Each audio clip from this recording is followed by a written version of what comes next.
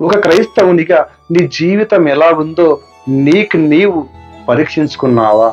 పాపం చేయకుండా మన విశ్వాస జీవితం అద్భుతంగా ఉంది అంటే మనము అద్దం ముందు చూసుకున్నప్పుడు మనం ఒక హీరోలా ఫీల్ అవుతాం. ఎందుకంటే నేను ఏ పాపం చేయడం లేదు, నా జీవితం ఒక హీరోలా ఉంది అని నీవు చెప్పగలవు.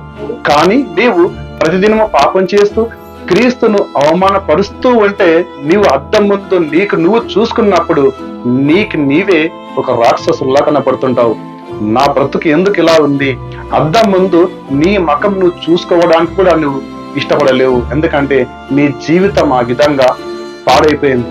కానీ నీ జీవితం బైబిల్లో భక్తులు ఎలా ఉన్నారు ఆ విధంగా నువ్వు బ్రతికావు అంటే నీవు ప్రతి దినము నువ్వు అద్దం ముందు చూసుకుంటూ నాకు నేను హీరోని అని నువ్వు చెప్పగలవు.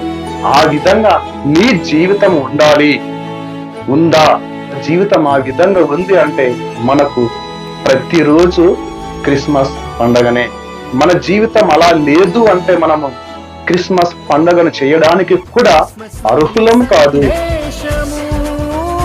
ఎరుగకపోతే అర్థము పండుగ చేస్తే